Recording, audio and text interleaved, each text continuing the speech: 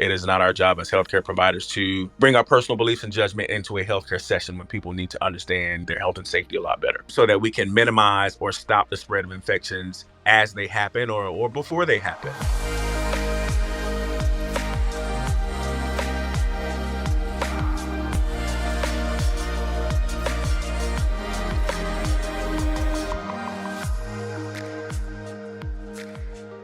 Welcome back to On the Horizon. This is Melrose Michaels. I am your host, and I'm here to share what's worked for me in building my adult creator business to try to make building yours just a little bit easier. Let's get into today's episode. Today's episode is going to be one that lives on as one of the most valuable in our community because it's going to be what a lot of independent creators really need in terms of first exposure to the conversation about sexual health and STI testing. Majority of adult creators in our space are solo ones, creators who've never had a need to take a talent test. But in a market where premium social media is king and everyone is shooting for themselves, being informed and aware of testing protocols in adult and how to access them is one of the most important things you as a creator listening need to know. And that is why we are going to have Taurus Jerelds from MPOWERR joining us today. Originally from Orlando, Florida, Taurus attended Florida A&M University in Tallahassee, affectionately known as FAMU, and received his Bachelor of Science degree in Healthcare Management and later earning a Master of Public Health degree in Public Health and Epidemiology. Taurus started his career in public health working for a local nonprofit, which later transitioned into a position as a sexual health educator, HIV tester, and counselor with the Student Health Services Clinic on FAMU's campus. Taurus is also an HIV tester trainer for the state of Florida and Department of Health. With educational professional knowledge and experience of over 10 to 20 years in infectious disease investigation, Taurus has worked in both Florida and Georgia on the local, state, and federal levels in public health efforts surrounding STIs, HIV, infectious diseases, and other chronic healthcare disparity efforts in underserved communities, all of which make Taurus an excellent guest for today's topic of conversation, and I'm super stoked to have you here today. Welcome, Taurus, to the space. Hey, everyone. Thanks for taking the time out of your day to join us. Thank you, Melrose, for thinking of MPOWERR and myself to be a part of your SWCEO spaces. So we really enjoy the time that we share together, making industry information available to everyone. Yeah, absolutely. Kick it off with some context around MPOWERR for everyone who's not maybe familiar. MPOWERR started as a community service organization that was servicing men at the time, but we kind of branched out to reach more than just men. But that's who our target population was at the time, just trying to get men to be more involved and more aware sexually of their behaviors and activities. This is in 2006. So we've got some years under our belt as far as community service. When I moved to Atlanta and I got on with the Fulton County Department of Health, and we were employed under a CDC high impact HIV prevention grant, is where I spent the last 8 years bringing the actual community service organization into fruition as a healthcare clinic. I've always wanted to have my own healthcare clinic. And that's kind of how MPOWERR, the physical location, got started shortly after COVID. It's been a roller coaster. And now that we are where we are in the industry, I always knew that I wanted MPOWERR to be a nonprofit healthcare organization, but I always knew that I wanted sex workers to be at the forefront of most of my service deliveries. So now that we are now a PASS certified testing facility, we are just trying to make sure that talent have access to affordable testing that has their health and their safety at the forefront of what we do. And that kind of gets us in trouble a lot just because I'm going to try to provide things for free and figure out how to pay for it on the back end, which is where we are now. But one of the things I wanted to make sure that if we came into the industry and we were welcomed into the industry, that we were able to be of a service provider of benefit to the industry and not just trying to come in and do something just because we can. I wanted to make sure that it was actually going to benefit people that needed the services. No, I think this is phenomenal. And also the fact that we get to kind of platform and expose what you're doing to all the creators in our community is super important because that accessibility is huge, that affordability is huge, and those are massive barriers to entry for adult performers, especially solo creators or creators who are independent. So I think that this is going to be really powerful. I think most creators listening today will know this, but for the new creators who possibly don't, can you explain why regular testing is just crucial in the adult industry? Regular testing is vitally important, whether you're testing with a pass certified facility or without a pass certified facility. Outside of a pass certified facility, we want to make sure that you are at least getting tested somewhere so that you know your status. In between utilizing the facilities that are industry standard facilities, because we don't want anybody to be untested, partaking in sexual activity that could be continuing to spread infection from an epidemiological standpoint. So whether you're testing within the facility, within a pass certified facility, outside of a pass certified facility, or just with a regular care provider, we want to make sure that you're tested, period, so that we can minimize or stop the spread of infections as they happen or before they happen. Um, but testing within a pass certified facility is what kind of helps us manage that in the performer panel or in the performer pool. Um, which is an extension of what we have from a CDC or a governmental epidemiological model. Each state has a disease surveillance or disease monitoring program and software that helps keep track of infections and risk of exposure. Who's been put at risk, who could have been infected by somebody that did not know their status, whether it's HIV, syphilis, or any STI. And PASS operates as an extension of that, solely run on its own to show an autonomous and responsible approach to handling STIs within the adult filming industry. I was going to say for PASS, can you explain the PASS system, just like what it does? Because I think a lot of independent performers who've never tested probably don't know what PASS actually is. Right. So PASS is like I said, it's a monitoring system to make sure that people that are actively working in the industry, whether it is for mainstream production or independent content creation, is testing and having their clear to work status or their unclear to work status due to a possible infection or exposure monitored so that we can do partner services. We can make sure that there aren't any spread or minimize the spread of infections that could put other performers at risk before it happens, or as soon as it possibly, as soon as the pass system has been notified that somebody has an infectious situation that could be spread. More importantly, HIV and syphilis. But you won't be posted as clear to work in the pass database if you have any infection that is on the panel that has not been investigated and treated as cleared as treated and no longer infectious. Mm. But PASS is that system that governs the health and safety of adult film industry set production as it pertains to sexual health screenings for adult film production. Okay. And a lot of people don't understand that. Yeah, I think that that part gets overlooked because people, especially if they haven't done any sort of talent test or they've never needed to, they're just not, they don't understand what the PASS system actually is and what it does for us and how it keeps us safe. Do you, I guess maybe we should lay the foundation too for, because we get a lot of listeners that come in and they're not familiar, like they're not in the industry, they're civilian people or consumers of porn that don't understand how our testing works. So I think this would be interesting to just state and have it in the episode as well. But what is the porn standard for test protocol within the industry for performers? That is to have a pass certified panel with all of the infections that are listed on the pass website as the tests that are included in a performer panel within 7 to 14 days. And in most opinions, 30 days is really too long to be going to be using a testing panel when there have been multiple sex partners from the time that you tested to the time that you reach that 30-day mark. So anywhere between 7 to 14 days is the standard time frame that you can effectively work on a testing panel before you need to be tested.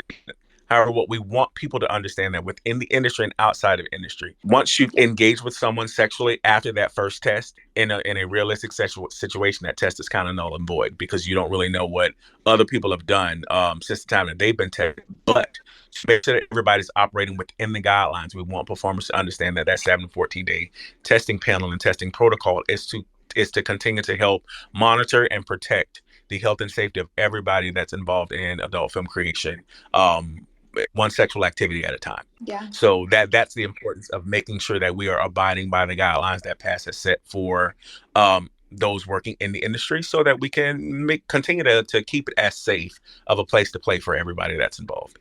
Yeah. And so I think that the creators that are listening in that aren't as familiar with MPOWERR, they probably don't know the I guess accessibility factor to MPOWERR, and also like for me in my own story, like you guys have made testing super accessible for me because I'm in a super rural area that is hours from a place to get blood drawn. So can you speak to how you've been like remotely able to help creators test? Because I think that's huge. Right. Okay, so our remote testing program, it's funny that you asked that because we're going through some changes now that we've been able to assess the remote testing program. It started as a pilot to see if we could handle the amount of people that were not that did not have facilities accessible in their states or in their cities wherever they lived, to see if we could provide that testing from afar. And it has been working with us doing the mail order testing program. And at first, it was we were met with some skepticism about the validity of test specimens and stuff like that before people gave it a try. Until people gave it a try, to see that what happens is when you order your testing panel from us, that's a remote testing packet, we ship you the oral and the rectal swab because the facilities don't carry the swabs at the locations, whether you're using a LabCorp laboratory through us or a Quest Diagnostics laboratory through us. They don't carry the swabs on hand, so we have to ship them to you. We also follow that up with a video, not so much a specimen collection instruction call via video, so that we can talk you through collecting the specimen. We can check the IDs that were submitted to us to make sure that the person that's in front of us collecting that sample in front of us is the person who has ordered the test, name is on the test, and we'll be delivering that information to the LabCorp facility or the Quest Diagnostic facility that they go to. So we instruct them through the specimen collection. We watch them do the oral swab. We have them step to the left or the right of the camera so that they can do the rectal swab. Some people opt to turn right around and collect the rectal swab right in front of us, but it is all monitored by a healthcare professional on our side to make sure that the specimens belong to who they belong to. Once those specimens are collected, they're sealed in a biohazard tamper-proof collection bag, and they are accompanied with the person to the LabCorp, whether it's appointment or a walk-in at either facility. They hand those specimens off to the person at the facility, and they get their blood and their urine collected to complete the rest of the panel. Once those laboratories finish running those tests for us, they provide the results to us. We upload them to our MPOWERR portal, where you can share them with your scene partners, your talent agents, set production, or your content collaboration partners through a safe and secure EHR system software that we use or a portal that we use. And that's pretty much the remote testing program. As long as you have access to one of those two facilities, we can get you tested. Our turnaround time currently is about 24 to 72 hours, just because we can't force LabCorp and Quest to turn them around a lot faster when we know that they're batching results. But that is in our near future goal to assess our own high complexity laboratory, so that we will be running those tests in-house and establishing testing services in areas that we haven't been able to reach yet, or in those areas that we do service as a replacement. So we've got some options to help content creators and performers get tested, so that they're tested before they leave home to get to their shoot site, whether they're being booked and having to fly across the country to get to set. Some of those performers that have been using this have found it, relaxing or refreshing to know that they can be tested before they leave to their shoot, so that they don't have to get to a place, get tested, and wait on those results. If you're enjoying this podcast episode so far, please take one moment to share it with another one of your adult content creator friends, because you know what the rule is here. We do not gatekeep, and we want to make as many adult creators' businesses as easy as possible. And you sharing this episode with them might do exactly that. Thanks so much in advance. This remote testing program, like for me, that changed everything because it's very difficult. Like I said, I'm super rural. So this is what you guys, like what put MPOWERR on the map for me and made you guys like a part of my sphere, was that you guys were the only ones that made it accessible to me and possible for me. And also super accommodating, like you said, within 24 to 48 hours getting the results. Because typically I'm like, okay, I leave in 3 days. Please help me. I need to test. So you've been super good about that. I really appreciate it.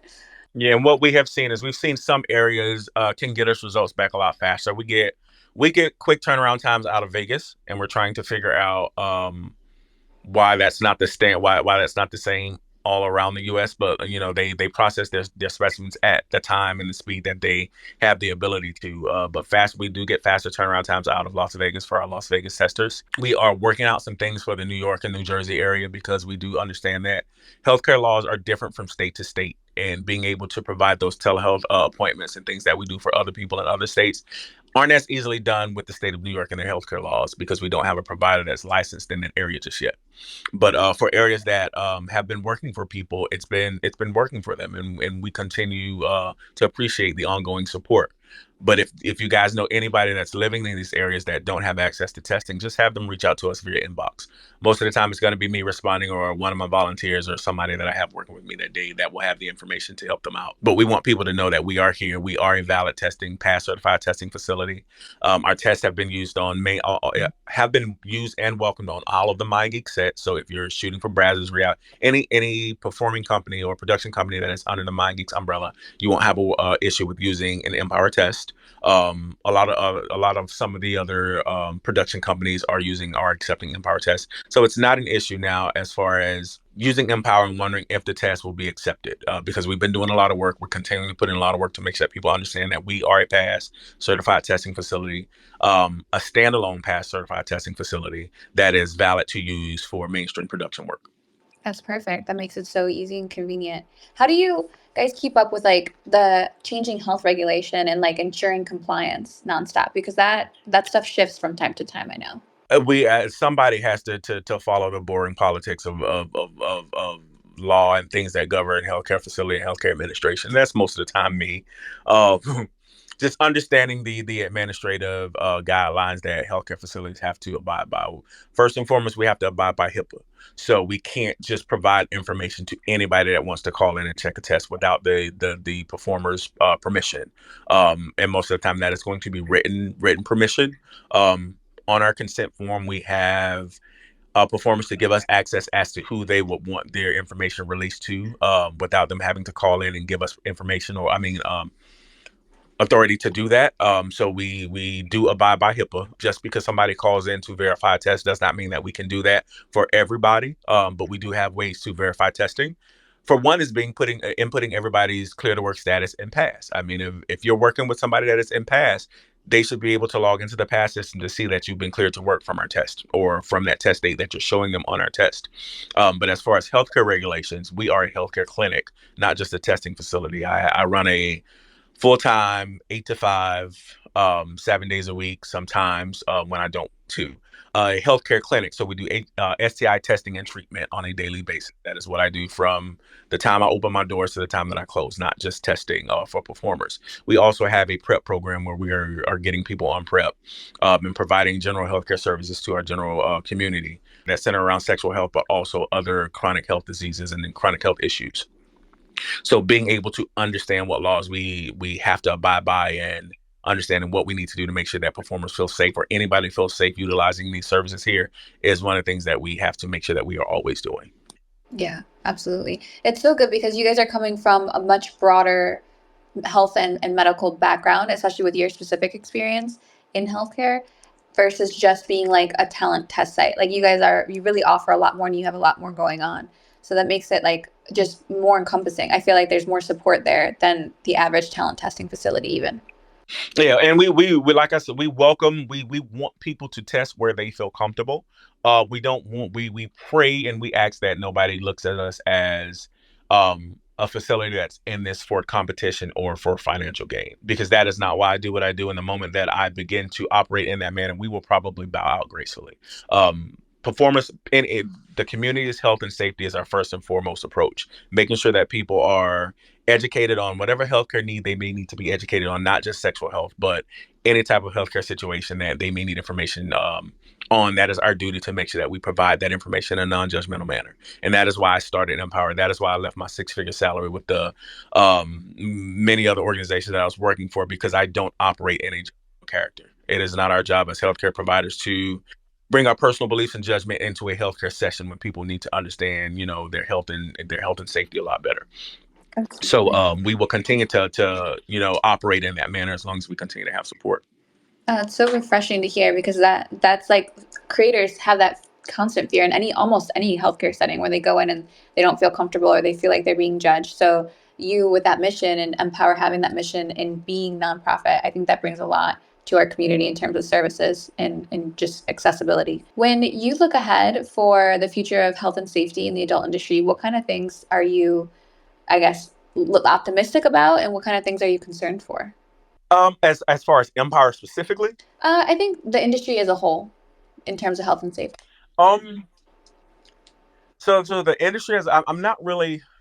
I'm optimistic about a lot of things, but I am a realist. I'm a very pragmatic person, and we have to understand that the industry now is comprised of a lot of different people from a lot of different walks of life with a lot of different beliefs and a lot of different ethical and moral movements. Mm-hmm. Every day we see, things that are very sketchy in the industry. And what I want people to understand is that we have one life to live and we have to protect it at all costs because it's not up to anyone else to protect us like we can protect ourselves. Mm-hmm. So making sure that we understand things that we should be doing, like making sure that we're verifying tests beforehand, not after a shoot happens, but beforehand, not after a collab has happened, but in the conversation of collabing or things of that nature. We need to make sure that everybody understands the importance of taking care of the business aspect of it first and then get to the fun and the play aspect of it. But when we have a lot of people that are very lackluster about the way that they handle their collabs and their business to kind of do things after the fact is when we have a lot of confusion in the industry of people trying to take care of things that should have happened on the front end. And when we have a lot of people operating like that, and when there are a lot of people operating like that, then that can do a lot of damage to the industry and the talent pool of just not making sure that the business and the responsible things are happened on the front end. But looking very optimistically, from a industry testing facility, one of MPOWERR's goals is to continue to try to find the financial support so that anybody that needs testing, no matter where you are, can access testing for free. And that's one of our main goals, or one of my main goals as to why I'm doing what I'm doing. I want to make sure that people don't have to worry about payment when it comes to getting tested for work. Yeah, that's a huge barrier to entry for a lot of the smallest creators.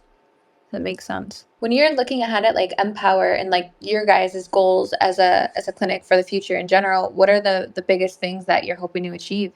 To be able to service the industry no matter where they are, with little issue and little hiccups. So that is one of my short term and long term goals, to continue to work towards just making sure that people can access what they need, and it be of less of a headache to them as much as possible. So that means setting up whatever we can set up that doesn't, acquire a lot of overhead. Of course, there have been some questions about setting up Empower in Las Vegas and LA and in my home state, Florida, and stuff like that. But that comes with a lot of overhead. And currently, we have to raise $250,000 just to get our own high complexity laboratory, so that we can provide same day and next day resulting in house versus having to use a middleman. So it's right now it's just finding funding. Grant writers that understand that nonprofits a lot of time don't have funding up front, but once the funding comes in, then we can take care of our grant writers. But grant writing, corporate donations and sponsorships, even support from the community that we've been getting has been helpful.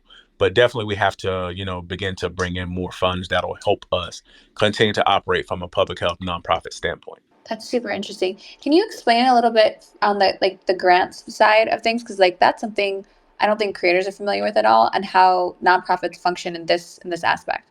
Yeah, a lot of people have the idea that when an organization or an entity is a nonprofit, that you automatically get grant funds. That's not the case. You have to apply for the grant funds, and a lot of times, sometimes grant funding can be very tricky. It can be about 80% of your relationship that you may have with the funding source, and 20% of what you write on the paper or what you put in that proposal. But just because you're a nonprofit does not mean that the floodgates of financial support are raining down on you. It is a process. You have to see um, what funding sources are out there, what that money can be used for, and there are not a lot of funding sources that will openly and without restriction fund programs that are catered to helping sex workers, to making anything accessible for sex workers. Because as we see, we live in a world where sex work is constantly being silenced and muted and potentially erased from the internet, especially. But just Yeah. trying to seek funding from, even though we're a nonprofit and we're set up to help the community, we can't just go out and say, hey, I need $500,000 to help sex workers get tested. Everybody's not going to perceive that, right? Or everybody's not going to perceive that or welcome that with open arms from a non-judgmental fashion or non-judgmental mindset. So making sure that we are able to continue to operate and service the way that we've been servicing, in spite of some of the hurdles that may be in front of us. Just making sure that we can present the information that we need to get the funding to be able to continue to do what we do. But being a nonprofit does not always guarantee that you're going to get grant money. Yeah. I'm curious, has there been any shift in your perspective of coming from like the CDC and like these big organizational healthcare practices coming in with a stronger focus on with your own clinic and working directly with adult, like the adult industry? Has anything in your, I guess, perception changed from then till now? I would not say a lot of things have changed. If anything, has kind of sealed some of the ideas that I had about just people in the general public and people that don't understand the sex worker population. Not a lot of people will accept sex work. Not a lot of people will support sex workers. Not a lot of people will support organizations that are there to keep sex workers safe. And that is a world that we live in. Not everybody's going to accept sex work, and it may be like that, or probably will be like that for quite some time. But for people like myself, we're here to help however we can. Yeah.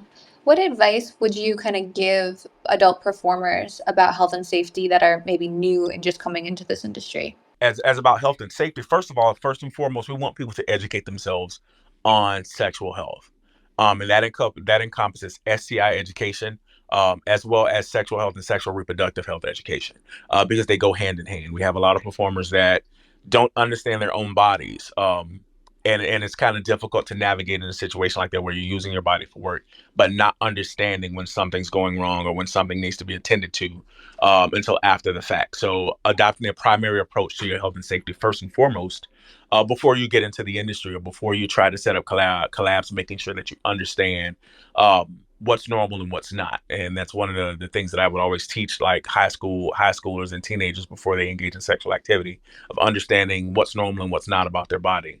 Female performers understanding their vaginal reproductive health. Men understand, penis having individuals understanding what signs and symptoms of STIs look like before you actually go in for, or before you go in for screening or after the fact. Understanding that you have genitalia that's external, so you should be able to see things a lot sooner than most vagina having individuals, where things kind of have to cook. And those things are vitally important to new performers coming into the industry, understanding their health and their safety and their body first and foremost. I love that you're touching on this, just this, I guess, point of self education, because I think in the US specifically, we have a lot of mixed feelings or complicated feelings around sex education in general. Like some states will teach it, some states won't teach it. You might get it through school, you might not get it through school, you might get it through a parent or through a teacher. And we don't have any kind of systematic, for sure way that everyone is getting educated. So I think this emphasis on self-educating is really important, because we can't guarantee that everyone's going to have equal access to sexual education in this country, which is it's hard to swallow, but that's unfortunately the reality. So I think that's a really strong point, is that self-education aspect. Yeah, it's very important. It's very important. And Empower, we were actually asked to kind of help, recreate that video that was available for performers as they came into the industry years ago from AIM. And that is one of the things that we are still committed to doing. So if there are any performers out there that would like to be a part, however we can make it work, we are willing to help however we can. So send us a inbox message that you may be willing to be a part of recreating the sex worker STI education. You want to become a sex worker adult, or involved in the AFI adult filming industry. Here's what you need to know first. And partnering with PASS, they've been getting a lot of information out. But we want to make sure that performers that are coming into the industry, that are signing with agents and agencies, have access to this information before they even get, on set, to understand that sexual health and STI safety begins with you first. Yeah. No, definitely. And if there's anything I can do from the SWCEO standpoint to help with either that or additional stuff, we got to talk about that more too, because I'd love to get involved for the video collab that we had spoke about in a previous moment too. I'd appreciate Of that. course. I'm curious, what has been like the most rewarding part of kind of like your work with MPOWERR and launching the clinic? Because you mentioned like you had come from this background with healthcare and working with the CDC and big organizations, and you left kind of a cushy salary to do this on your own because you're so mission driven. What has been like the most rewarding part of this experience for you? People knowing of MPOWERR, going to the exoticas and things of that nature, and people excited to see MPOWERR having a presence. People asking, why aren't we at more events, and why aren't we in the center of these events, providing sexual health education information to people that are in attendance. That shows me that the work that I'm doing is not in vain. It's one of the rewarding feelings to understand that you're making a positive impact genuinely in somebody's life pertaining health and safety and sexual health. And it's what I've been doing for years. So to see it happen outside of an environment that I was used to working in, that was kind of stifling, to be able to do it freely with no hesitations and no regrets, for a population of people that need it and that welcome it and that are always asking for more, is one of the rewarding feelings that kind of keep me going and not really looking at the financial struggles of it. Because what a lot of people think is that you own a healthcare clinic or you're an administrator of a healthcare establishment, that money is automatically raining in, and that's not the case. Once people understand, or if when they test with us for the first time and they get a bill and they've used their insurance and they realize that that bill says $2,000 versus whatever their insurance should have covered, they're like, well, what's going on? And I'm like, yeah, that's the cost of a full panel test. It's about $2,000. You don't see that as a performer. As a nonprofit, we get somewhat of a discount to where you're not stuck with the $2,000 bill for a sexual health screening. That's our job to make sure that you have access to affordable healthcare screening. But understand, what we want people to continue to understand is that organizations and businesses like this that are operate from a nonprofit standpoint aren't in it for the money. We do a lot of days we are in the red operating to make sure that you have, and not for staying that from a sympathy standpoint. We want people to just be a little bit more understanding of what to run a testing facility and the cost that's associated with it, and understand that things happen no matter where you test at. There are always going to be laboratory issues. There are always going to be test issues that happen with facilities. And what we want people to understand is it's not always 100% the facility's fault unless somebody has just dropped the ball and not done something that they would normally do in their daily operations that made someone's test results, be late or something like that. But a lot of times false negatives happen, false positives happen, and it's up to the lab to kind of figure out why. And what we want people to understand, like, a lot of those things happen from a manufacturer standpoint. Sometimes we get reagent in the facilities that are bad from a manufacturer standpoint, which will cause somebody's test to be affected by that reagent that a manufacturer company runs to run the gonorrhea and chlamydia or oral and rectal swabbing or the urine test. If those reagents are bad, then it's going to cause an effect on that test result. So just understand that there's a lot that goes into what we do, but it's definitely been rewarding from the aspects that I mentioned. Yeah, no, I can relate to that, because even just going to the conferences and being recognized for what you've built, like, that is, I think, the peak moment that you feel like you're doing good and you're in the right place and you're making an impact. Because anytime removed from the actual in-person conferences, sometimes it just feels like you're just doing the work of it, and like you're not sure if there's an actual impact or an effect. So I can totally relate to that, because that's been my shared experience as well. Yeah, it's definitely a lot of work, but like I said, that being recognized and having people that before we even got into the space, having people whose content I would watch and I would see and I would be like, wow, never knowing that they'd actually be testing with me to this day, and trusting our testing process and working on mainstream sets, or trusting our testing with their content creation, it's a big satisfying feeling. But we want people to understand that we've still got a long ways to go. So for our supporters that are with us for the long haul, thank you. But we've got a long way to go, because we want to make sure that we can continue to give performers and creators in the space services that they've been accustomed to at the same level or not better. Yeah, absolutely. I'm curious, is there anything that maybe we didn't touch on or like talk or cover today that you'd want to mention before we start to wrap this up? One of the things that I want people to understand, or just to kind of better educate themselves on, is, and we may have to do a space for this, is to helping to read and interpret laboratory results. Because we have a lot of people that won't work with somebody if they've had a past syphilis infection, not understanding, because they don't understand how to read the laboratory result that shows that the person doesn't have an active case of syphilis and they're not infectious. We've come a long way in STI treatment and testing and identifying infection and stuff like that, to where we want performers to understand that same information, and how to read laboratory results. So if there's anybody that may have any questions, that they may have saw something on somebody's lab report and didn't understand it, and may not have wanted to work with somebody just because they didn't understand it, we're open to providing that information. But one of the things I really want people to do is kind of educate themselves as much as possible on reading and interpreting laboratory results. That is a really useful piece of information, because I think that that part is not talked about enough. Is like, a lot of us get tested and we see, if you're in a test facility that's using pass, you're going to see clear or not cleared. But when it comes to actually reading test results, there's definitely a literacy issue there, I would say, as well. Because there's been times where I've looked at a test and I'm like, I need to make a phone call because I'm not really sure what I'm looking at. But some people won't make a phone call to find out the information. They'll just kind of either shy away from working with that person, or, take that person's word. And that may have been a situation where you shouldn't have taken that person's word. You needed to do some more research or some more digging. But we want people to understand, when it's okay and when it's safe to work with somebody that may have a positive and clear test result, or maybe showing a past history of syphilis and they've been treated, or a past history of hepatitis and they've been treated and no longer infectious. Those things are vitally important. Absolutely. No, I couldn't agree more. Well, thank you, Taurus, so much for doing this. Like, I know we had to reschedule our original space, but like, this is going to be information that people get tremendous value out of, and I really hope we exposed you to a ton of creators today, just because what you guys are doing and what you guys are offering and how you're impacting our community is massively valuable. So I really hope that some people, join the Empower movement, get involved with you guys in whatever way that they can, and also just support you guys by getting tested through you guys. Thank you, Melrose. I really appreciate the invite and being a part of the space today. Thank you so much. I hope this isn't the last time we have you. I think a space dedicated to reading results would be super useful. If you organize it, we'll be there. Absolutely. All right, we'll start to wrap up the space. As many of you guys have seen, we've begun putting out some new content over on our YouTube channel. So if you're not subscribed, please make sure you take a moment to do so.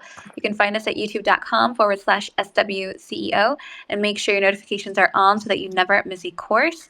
In our latest video, I talk about Fans Revenue's new groundbreaking OnlyFans offers. So whether you're looking to monetize an untapped segment of your audience, monetize other niches, or even set up passive income streams on OnlyFans, there's so many reasons to check out the OnlyFans affiliate offers on Fans Revenue. The exclusive video is live, and you can watch it anytime by heading over to our YouTube channel. Huge thank you to everyone that's subscribed to our SWCEO Telegram bot. We have been putting out Telegram content in captions in our bot every morning at 10 a.m. Central Standard Time. And the ideas are researched and highly trendy and desirable for what fans are currently seeking. The captions are optimized with calls to action so you can increase your earning and unlock potential with each one. And it pushes your daily dose of inspo at 10 a.m. Central, so you no longer have to waste time researching, planning, or coming up with captions or ideas. We also have, for those not on Telegram, the ability to download PDF versions of the content, inspo, and captions as well. You can get those over on our shop at sexworkceo.com/shop. Before we wrap here, Taurus, if you wouldn't mind, I'd love if you could drop your social information and also the website so that everyone listening can find you guys and make sure they follow. All of our socials across all platforms are MPOWERR ATL, MPOWERR ATL. And that's our Twitter and our Instagram pages also.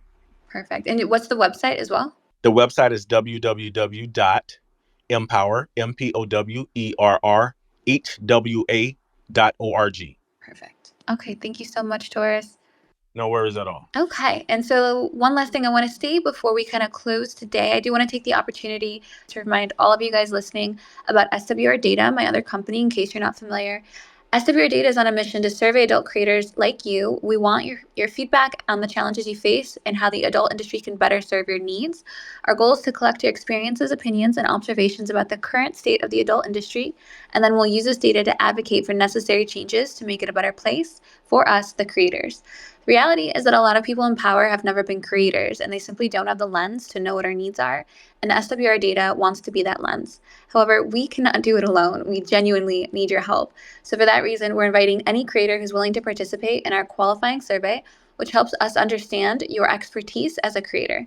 By taking the survey, you can then start participating in future paid surveys, with our ultimate aim for the CEO squad to have an additional income stream through the surveys alone. Your experience as a creator is valuable, and we think it's about time you got paid for it. So if you're interested in participating and getting in on future paid surveys, comment to let us know you're interested, and we will send you a DM so that you can access the qualifying survey and join us in this mission. Lastly, but most importantly, I want to emphasize all of the information we put out here on SexWorkCEO is free, because we believe in this idea that the more financially successful creators are, the more resources we'll have as a community to do things like lobby Congress, impact policy, organize, and more. So if you found value in what you heard here today or the tweets that you've engaged with, please, please, please consider sharing to make this journey easier for your own adult creator friends. Our only ask is that you retweet our stuff so we can help as many people as possible. So thank you in advance. That's going to bring us to the end of today's space. Thank you everyone who joined. Just make sure you check out our blog post later in the week on SWCEO.com to refer back to anything that was said here. Thank you guys so much for joining me today. I'll see you in the next one, CEO Squad. It would be absolutely incredible if you rated this podcast 5 stars and left a little review. We want to get this podcast to as many adult creators as possible, and you taking a second to leave a couple stars and a review really helps us do that. Thanks so much.